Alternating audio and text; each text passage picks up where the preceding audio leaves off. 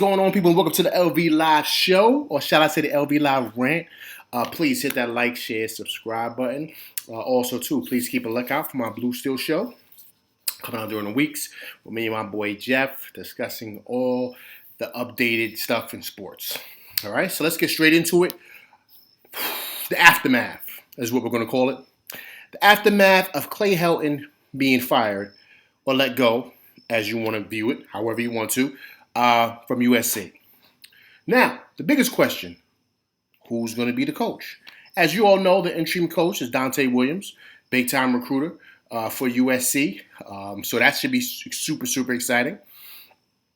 But the main thing now is, going forward, we all know we want a legit guy. Not that Dante's not legit, but, you know, it's his first time, obviously, ever being a head coach. But we want a guy who's seasoned, who knows what it is to come into LA and be a SC coach to get us back to the promised land, right? Promised land being not winning the Pac-12 South, not winning the Pac-12, but being national champs. Because I think what's happened these last couple of years is we've kind of lost, I would say, the view, right? The lens, right? We'll say that. In regards to what the expectations are at SC. The expectations at BAM is what? Championship or bust. Ohio State, championship or bust, right? All those big-time programs, that's what it is. At Clemson now, championship or bust. At SC, it should be the same thing, but it hasn't been. So we've had to, be happy with Rose Bowl wins that happened years ago, or Pac-12 South, or it's gotten lower and lower and lower. So what's the expectations? That's what the whole big thing is, and that's what we want that new coach to bring it, right? So who are the coaches, or shall I say, the guys that people want, right, at SC? To me, the first person that should be on the list up there is Mario Cristobal, up there in Oregon. See if you can snatch him up. The next, right after that, I kind of like Urban Meyer, to be honest with you. A lot of people are going to say, no, he's had a lot of issues and all this other stuff.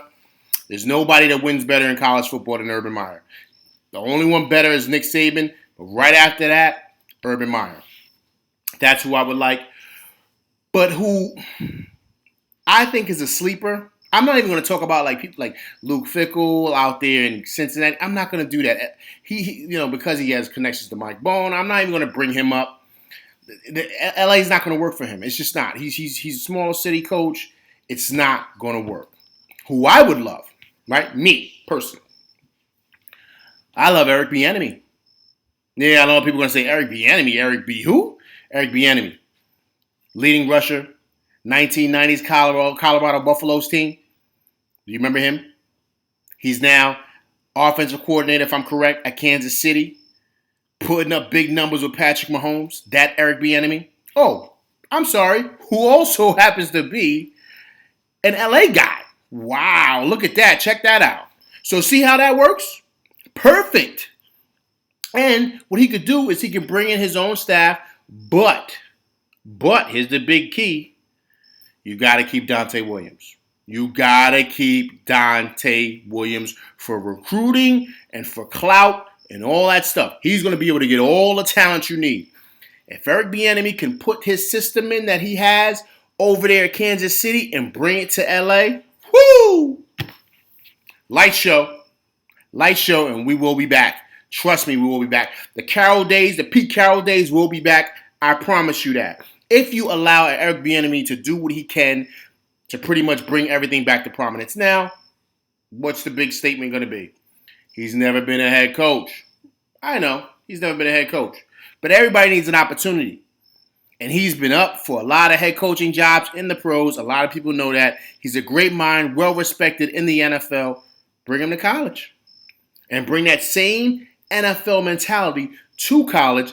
Implement those things, and voila. You had the recruits. You had the players. SC has never had a problem getting recruits. Now, granted, everyone's going to say, yes, well, look at all the recruits that left, right?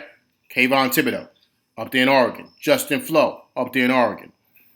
DJ, out there in Clemson. JT, out there in Georgia.